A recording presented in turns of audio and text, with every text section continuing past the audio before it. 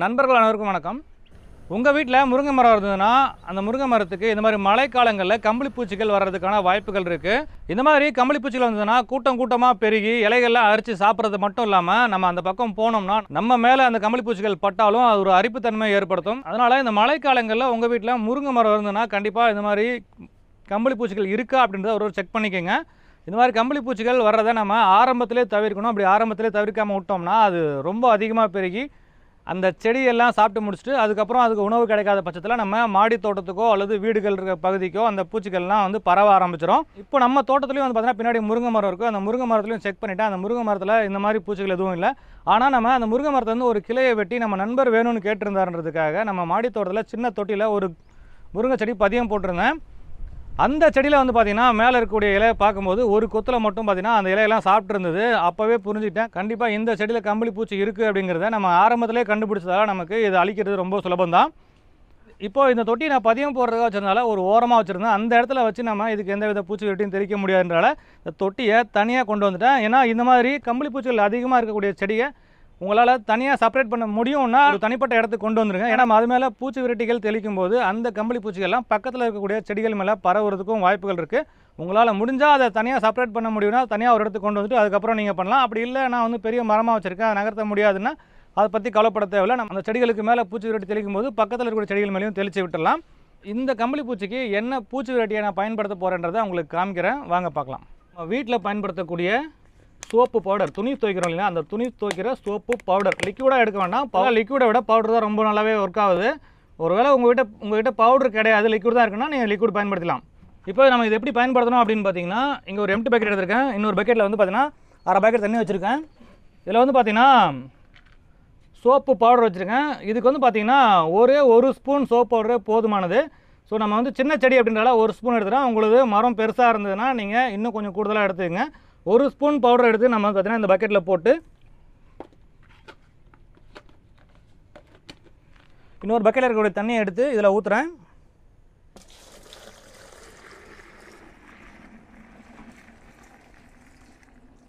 So எனக்கு இது போதுமானது. உங்களுடைய செடிக்கு மரத்துக்கு தகுந்த மாதிரி நீங்கள் ஊற்றிக்கங்க. இதை வந்து என்ன பண்ணோம் அப்படின்னா நம்ம கார்டன் ஸ்ப்ரே இருக்கு இல்லையா, அதை வச்சு இந்த செடிகள் மேலே ஃபுல்லாக நல்லா நனைகிற மாதிரி தெளித்து விடணும். இப்போ நான் வந்து பார்த்தீங்கன்னா இந்த கார்டன் ஸ்ப்ரே எடுத்து நல்லா இதை வந்து மிக்ஸ் பண்ணிக்கிறேன். ஏன்னா இந்த சோப் பவுடர் வந்து பார்த்தீங்கன்னா நல்லா மிக்ஸ் ஆகி நல்லா நுர வந்ததுக்கப்புறம் தான் நம்ம எடுத்து தெளிக்கணும். இப்போ வந்து பார்த்தீங்கன்னா நல்லா இது கலக்கியாச்சு. இப்போ இதை எடுத்து நம்ம செடிகள் மேலே தெளிக்க போகிறோம். முடிஞ்ச வரைக்கும் இந்த மாதிரி செடிகள் மேலே தெளிக்கும் போது கொஞ்சம் தூரமாக நின்று தெளிங்க. ஏன்னா நம்ம தெளிக்கும் போது அந்த பூச்சிகள் எல்லாமே தெரித்து நம்ம மேலே விழுறதுக்கான வாய்ப்புகள் இருக்குது. அப்படி விழுந்ததுன்னா அது விழுற இடத்துல கண்டிப்பாக அரிப்புகள் ஏற்பட வாய்ப்பு இருக்குது. இந்த பூச்சிகள் எங்கெல்லாம் இருக்கோ அது மேலே அப்படியே தெளிச்சு விட வேண்டியது தான். முடிஞ்ச வரைக்கும் எல்லா பக்கத்துலேருந்து தெளிங்க. மேலே கீழே சைடில் இருந்து எல்லா பக்கத்துலேருந்தும் எல்லா டைரெக்ஷன்லேருந்தும் தெளிங்க.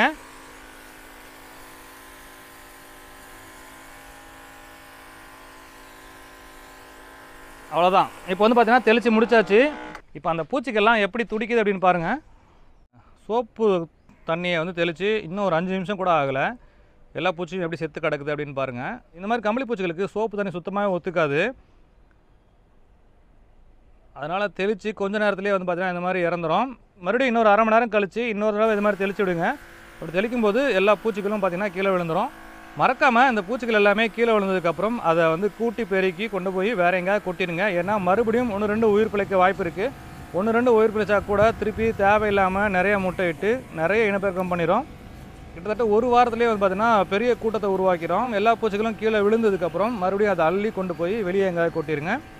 அப்போ தான் நம்ம தோட்டத்துக்கு இந்த மாதிரி கம்பளி பூச்சிகள் வர்றதை தடுக்க முடியும். இந்த தொட்டியை நான் இப்போ ஓரம் நகர்த்திட்டு இந்த இடத்த ஃபுல்லாக க்ளீன் பண்ண போகிறேன்.